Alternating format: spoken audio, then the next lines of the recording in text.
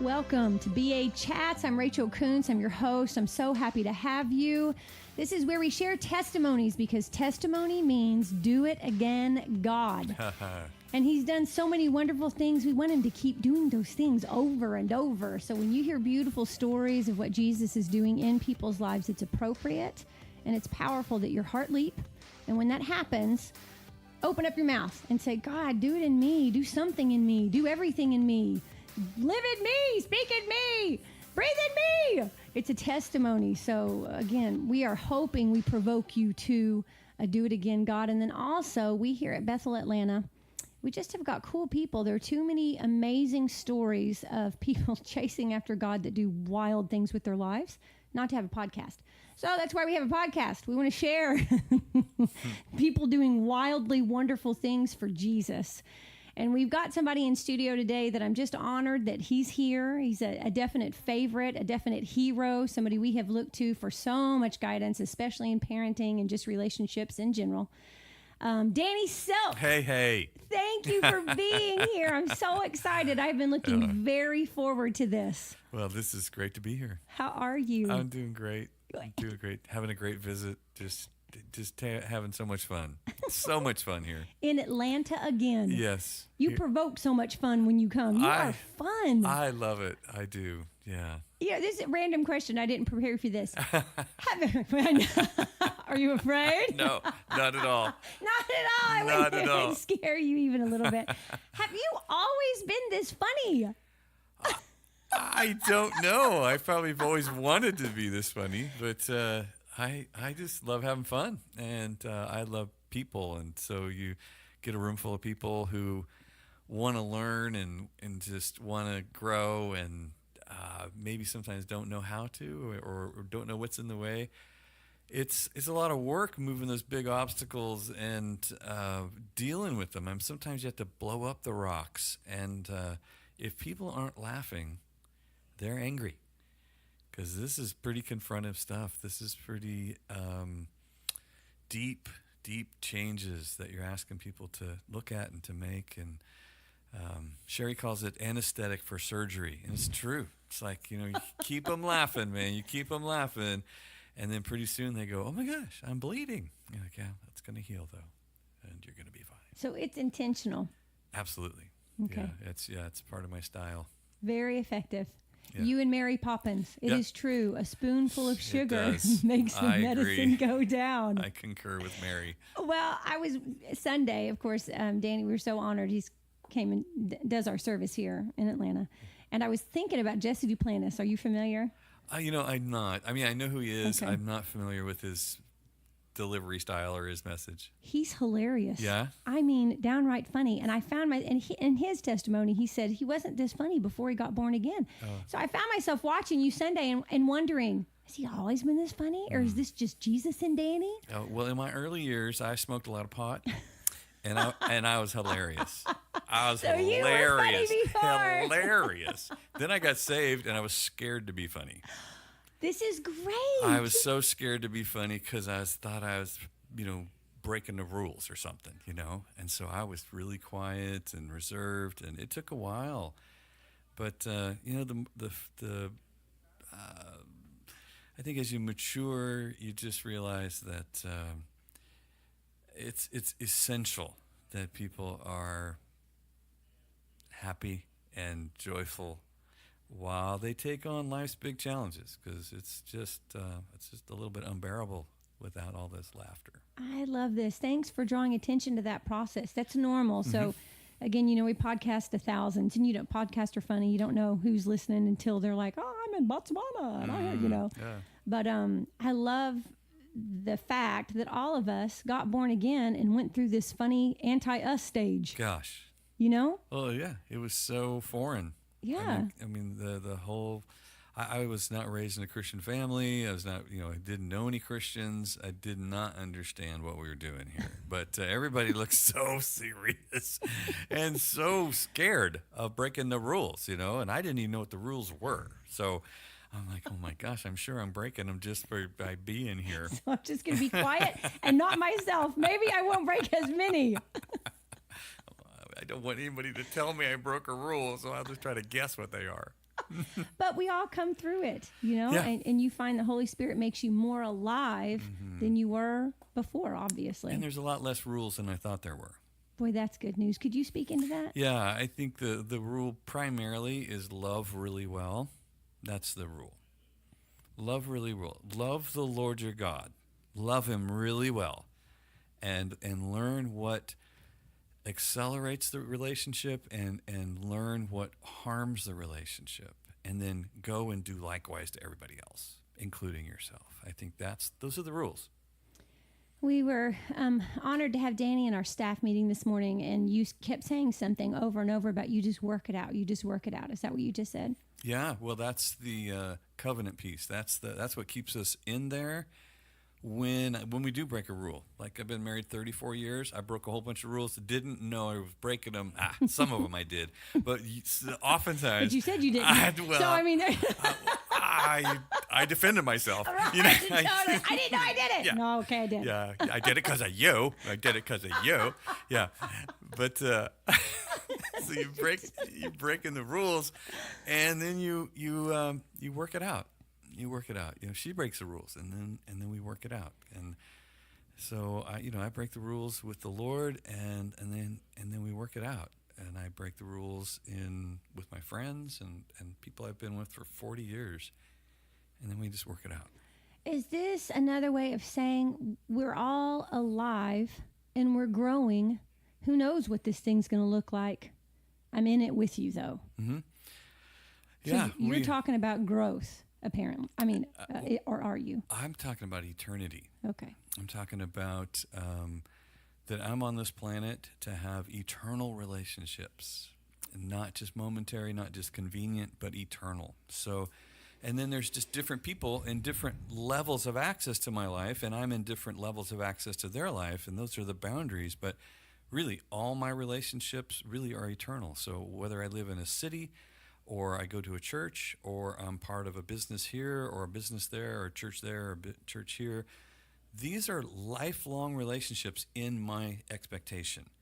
They may or may not actually be frequent, but they are eternal. And so when I come back to a place, or I see somebody again, or we go through a bunch of drama about something, the expectation is we work it out, and I'll see you later.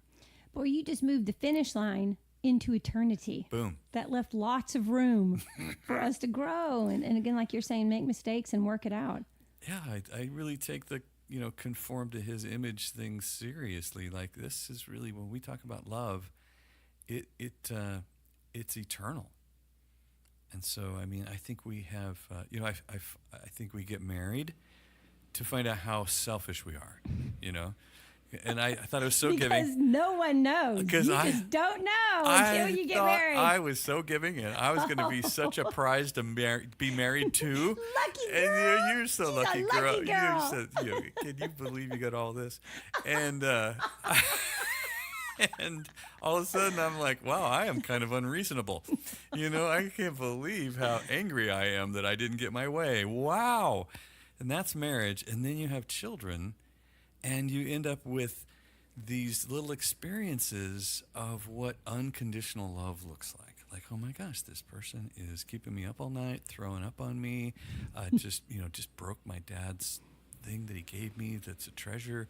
And I just keep coming back and working it out and protecting my connection to this little teenager who's making me crazy, who I can't believe, has my last name, and you are not representing that, and I just keep working it out. And then they become adults, and then they really are off the chain. Then they're just doing whatever they want, and then they get married, and now we've introduced, and we just keep working it out, and I think having children has introduced me to what unconditional eternal love looks like. You make so much room. I love these thoughts. They're beautiful thoughts. You just make so much room for thinking and growth and experience. What is comforting and secure about this kind of thought process? Like, where do you find your security when you're like, I got nothing? Everything's just free. It's just all free. It's your decisions. It's my decisions. When you're the person, when you're the parent, where do you find comfort when your child is like, your heart with little legs on the outside of you doing things that you've never taught them to do. Or if you're the spouse, then your spouse is misbehaving. What is the security? Where do you find comfort? It's in my primary relationship. It's, it's where I get my love from. These other people are my target, but I get my source is unconditional, and he is ready, present, never ending, doesn't get exhausted. I can go to him, and I have hope. I have hope that I'm going to get love. I'm going to get safety. I'm going to get security. I'm going to get freedom. I'm going to get the things that I think those people took from me. They weren't my source. That is helpful. He's my source. They're actually my target. But as we go through our relationships for a while, it actually seems like this person is my source. How does that happen? I think it's just the exchange. It's just the exchange of love back and forth, and before you know it, you're supplied. Because it's wonderful. It's great. This is working the way it's supposed to work, and then somebody drops a big old rock in the pond, and we're like, oh my gosh, this is not working. This is not happy. This is not a place that anxiety is flooding me. I need some love.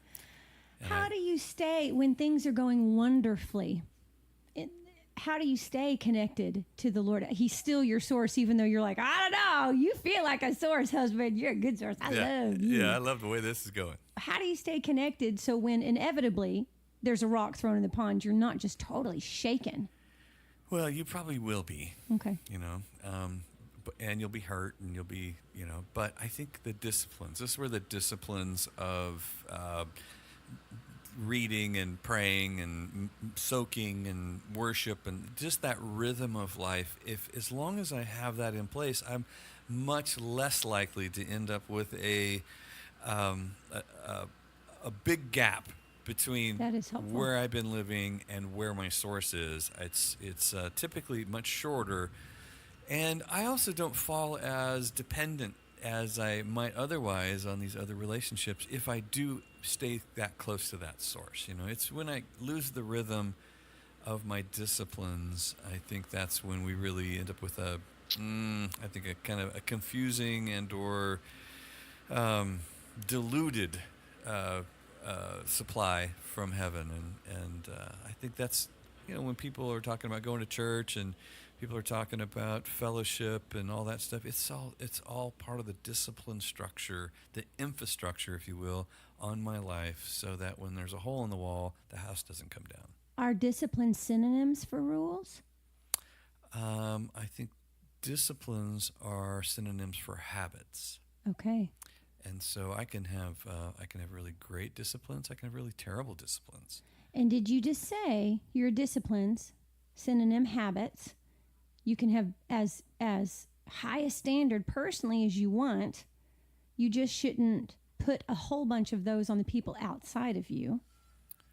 Yeah, good luck with that. Okay, that's helpful. Because not being able to control people is a reality. So, but you can, on a good day, control yourself. On a good day, you can keep your own disciplines in place, and you can lead. You can teach. You can demonstrate, model. But I think if you kind of create like a monastery experience where everybody's doing the same thing, and we call it home or church or whatever. I hope my kids don't come out going, I was raised in a monastery. Oh no. Then that's me, basically saying the what it takes to stay in this environment is you have to be me. That is helpful. So what does healthy expectation for your children and spouse look like? How do you put that, like, I expect you to do well, but not, I expect you to do well? Mm-hmm. How do you do that? Like, what's a healthy expectation look like on children, on a spouse? Well, I think, your children are going to push those boundaries, being themselves. It's their little jobs. Yeah, it's, and so you start agitating. You're like, oh my gosh, don't do that, do this, don't do that. And they're like, Mom, Dad, like, what? And so that process, over time, fortunately, you have these kids for a while, and they get to shape you, you get to shape them. And you're both different after it's all over. You've both changed. Hopefully you've both grown, Parents have to grow. You cannot interact with your teenager the way you did with your toddler. That's helpful. If you don't change, if you don't grow with the demands of leadership, then you will become an irrelevant leader.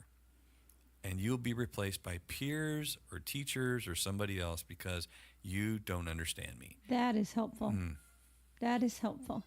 So could you speak more into the expectation? How do you put a proper, healthy expectation on your child? Classically by living it yourself. Okay. So you definitely are going to be leading by example, and you're going to be leading by consistency. And then conversation and protecting that connection, that relationship. You can lead through connection, but every time there's a disconnect, stop, repair the disconnect, and now let's continue. But you are not leading somebody you're disconnected from. You're probably building resentment. You got a bunch of rules helpful. without relationship leads to rebellion. That's true. It's very true. If you try to enforce these expectations, but you don't have a relationship, you don't have a connection, you're jacking up the anxiety, and you're going to end up in a war. You're going to end up in a people pushing each other away instead of people moving in the same direction. There are now millions of parents slobbering they want me to ask this question, and I can feel it. Okay. How do I connect? This thing called connection that you're talking about. How do I do that so I can lead through connection? Mm-hmm. Well, this is back to keep your love on, a shameless name drop there of a book title. Drop it! Boom, keep your love on. But I'm telling you. Get it out there. It should be out there. It's good for us. It needs to be out there. And so that is my job one, is I keep my love on, even when I get hurt, even when I get scared. I manage me towards you. My goal with you is connection. I can see you're really upset with me, and nonetheless, my goal is connection. So I keep sending the I love you messages while you sort through your homicidal fantasies towards me, and or I towards you, whichever, and we prioritize the connection over the issue. So whatever the issue is that's disconnected us, it gets subordinated to the priority of our love. So love's ruling our conversation, love's ruling our decision making, instead of the issue and the division is ruling our love, and our disagreement is ruling our relationship. So there's a practice of covenant, is moving love above the issue. Back to the new covenant. So how important is getting to the bottom of a problem with somebody that you love in a relationship, like understanding why did you do that? How important is that? It's probably variable. In some instances it's super important. In other instances it's not as important as I'd like to have made it. Great. But I think the real issue is that we do that discussion in a connection. Because when we're connected, we talk about different things than when we're disconnected. And if we try to resolve conflict while we're disconnected, we're both scared. We're both hurt. We both want control. And so I bring my worst self to the conversation. You bring your worst self to the conversation. We say, okay, ready, set, let's have a terrible conversation together. This is going to be awesome. This is going to be awful. Let's scare each other of talking to each other. Okay, ready, go. And boom, it's horrible. It's horrible. So we go back and we have this terrible disconnect. We have this thing we disagree about. Somebody did something to hurt somebody. We come back. And step one is we find some form of connection. Now, I would teach couples or anybody really, use the love language thing. Like, I know that you're a physical contact, affirmation, love language person. So I'm going to come over, I'm going to sit by you, I'm going to put my hand on your leg, I'm going to tell you how amazing you are to me, I'm going to remind you of a bunch of your successes and how much I admire you. And I'm going to help reduce the anxiety between us by letting you know that I love you. And there is the beginning of our conversation. And then I'm going to keep that connection. And if we lose the connection in the conversation, then the conversation stops. We stop. And then you know what? We'll come back. I'll come back and affirm how much I love you. And maybe we won't talk about this today. Maybe what we'll do is we'll just sit and watch a movie, and I'll put my hand on your leg, and we'll share a blanket, and we'll watch a movie together, and maybe we'll talk about this later. But job one is we get that connection back so we can chase the fear away, and that love can rule whatever it is we talk about. Because we'll talk differently protecting a connection than we will when we have nothing to protect. If you had to prioritize, then you would say that definitely the person, not the solution, takes priority. That you'll eventually get to the solution if you prioritize the person, number one. Mm-hmm. Yeah, and when the Pharisees say, "Hey, what's the greatest rule? What's the biggest religious rule we could possibly have? Could you give us one commandment? What would it be? What would it be? What could we beat each other up for the rest of time?" And he says, love. Love. So smart. I'll give you three. I'll give you the top three. Love, love, love. All you need is love. Jesus came up with that song first, not the Beatles. Not the Beatles. They're on to something. Beatles stole that song from Jesus. Okay, so safe. It is safe. It is secure to say that we learn how to love each other properly, and then how we work it out in your language. And that context is relationship, godly relationship. Yeah. It's all about chasing the fear away. Love and fear are mortal enemies. Wow. They're just People constantly. Always known that. That hasn't been conversation in my childhood, but it is conversation now. It is true. It's true. Did the Lord tell you that specifically? Were you taught that they were opposites? Love and fear are opposites? Well, 1 John 4:18, the perfect love, mature love casts out fear. Yeah, it's like it's always been there. Yeah. But I've only been in the conversation for the last 15 years. Yeah, so it's light and dark. It's, we had a big old light and dark conversation for a long time, but the same thing, that they displace one another. And so as we emphasize community, covenant, connection, family, then we really have to emphasize the catalyst of those things. I think it's probably, at one point, we were really emphasizing the catalyst of salvation, so we talked a lot about light and dark, life and death. But now we're really, as a movement, as a church, we're really emphasizing what the enemy has come to destroy, which is love. He's sexualized love. He's made it old-fashioned. Marriage is unnecessary. Children are an inconvenience. Family is a dysfunctional mess of control and pain. And so the assault on love has decimated our society. And so the emphasis right now in our era is we have come to destroy the works of the devil. And we are coming back with a truth about love and how to live it, and how to live it eternally. So our salvation, last generation conversation, is love, our generation. Have we taken that and just maybe not dissected and made it very applicable in our generation? I think we're just pointing at a different place. Salvation's still obviously super important, but a couple generations ago, the family wasn't nearly as decimated as it is today. Right. Okay, so we have understood, yes, salvation, but our salvation is love, and then how do we love each other properly? And it's not about pray a prayer and serve as a slave. It is now see the goodness of a father who loves you and become a child of God. You know what I love about this? I think proper handing from one generation to the next is tricky. That's one of the reasons. I know you and I share love of the United States and history. One of the reasons that I love our country is because it's done it more successful. I mean, from handling culture from one generation to the next. I mean, we're 250-something years into this. One piece of paper, it's a big deal. You don't see it all over the planet. All the people in England right now are rolling their eyes, though. Girl, you can rejoice with us. It's the kingdom. But I love it when you draw attention to that, which I super love. We've taken that properly. We take what we were given, and we haven't improved on it, but we've been faithful with it and said, that's right. Thank you for the salvation in the church.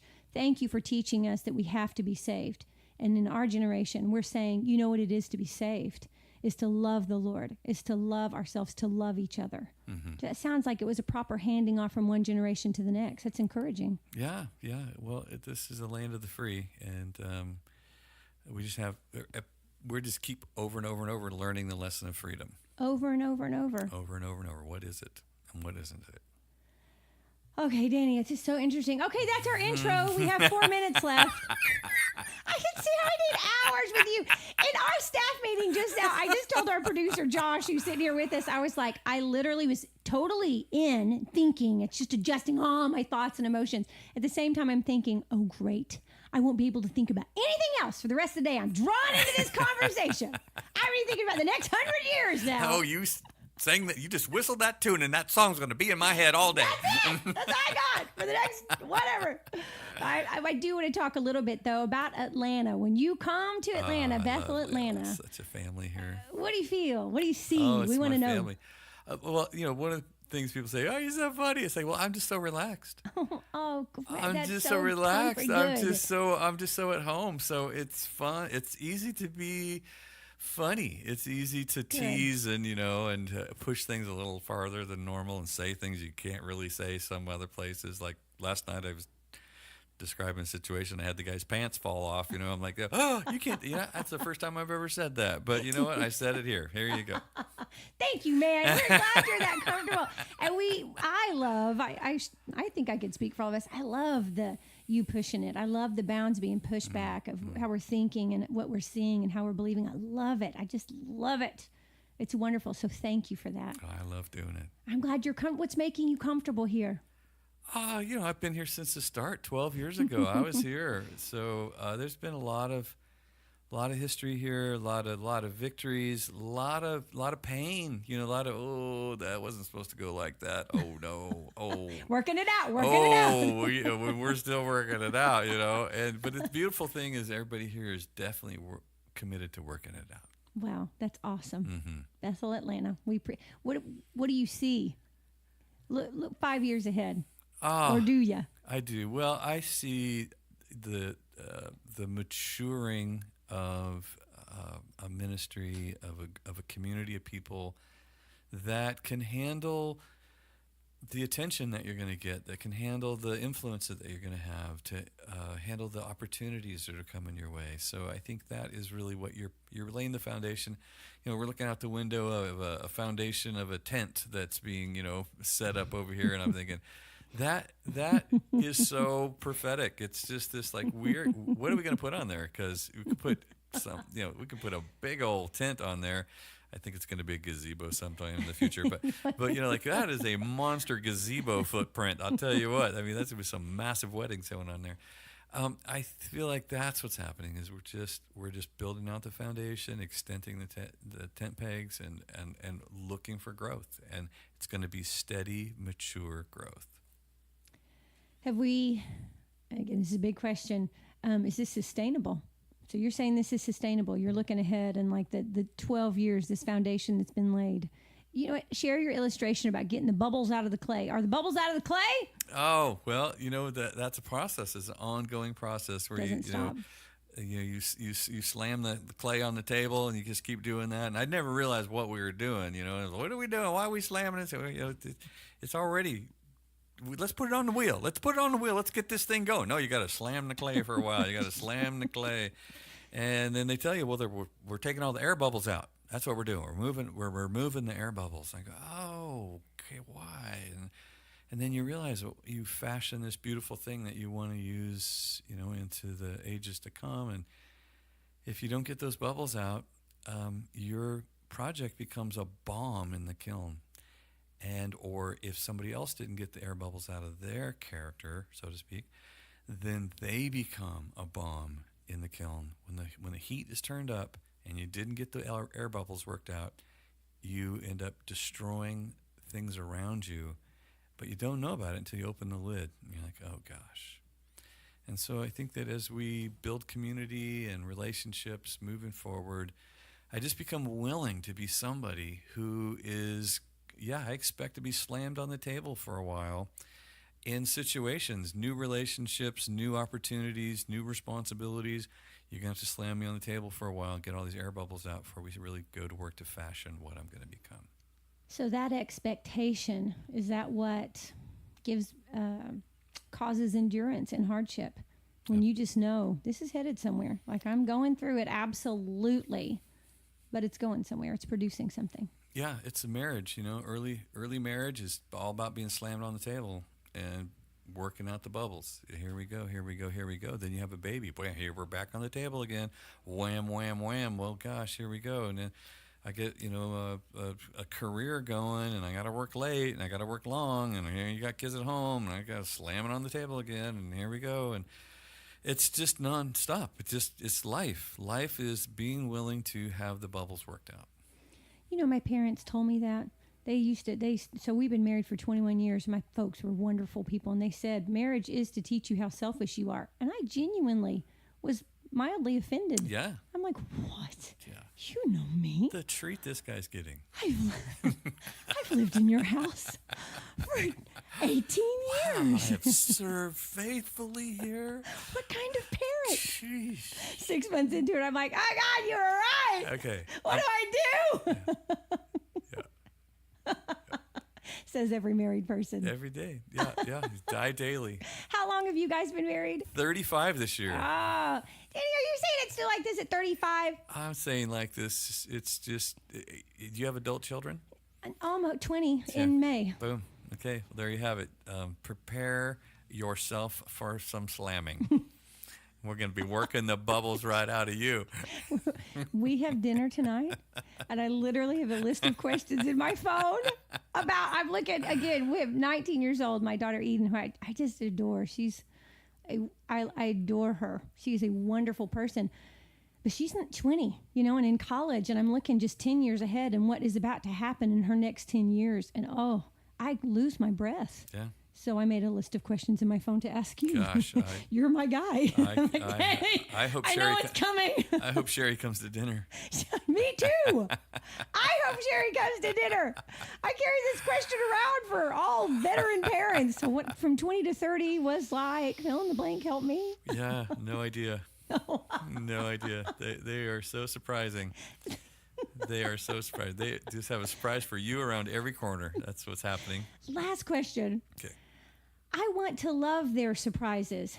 To love their surprises, to love my children's surprises. Is that should that direct my attention to building myself, like my inner strength? Like, I want to be a parent that's like, man, I didn't see that coming, but you're going to crush this. You got this. Mm-hmm. Instead of looking at it and being like, oh my gosh, you're going to blow up in the kiln. And guess who's next to you, sister? Yeah. Me. Yeah. How is this do I turn my attention towards my personal growth so I can, when they do something huge, that I'm confident. I can face it with confidence. Well, you remember when they were toddlers, and they I wasn't confident. Yeah. And they upset your apple cart every day. They did something new. But as soon as you have grandchildren, nothing phases you.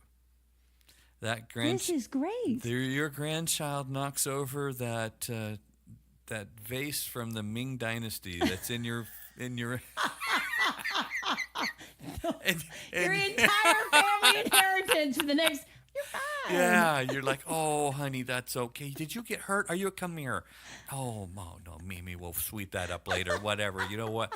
Let's get your movie going here. Yeah, let's see.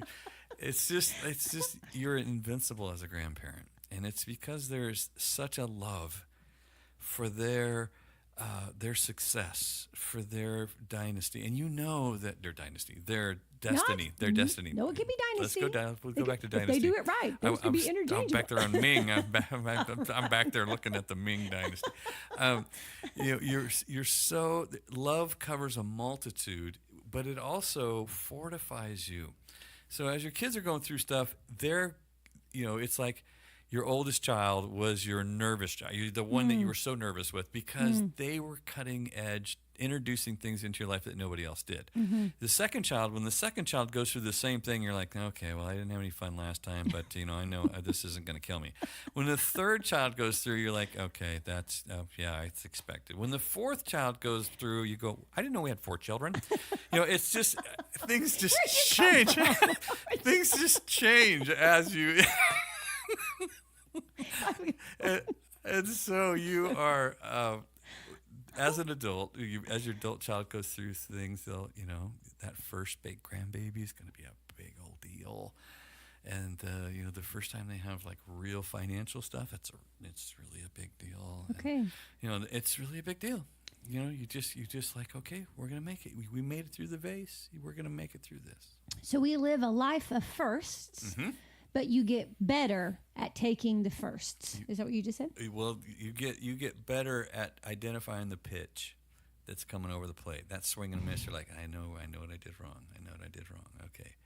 And unfortunately, it's not the same pitch over and over and over. They keep mixing it up on you, but you'll get another at bat. Okay.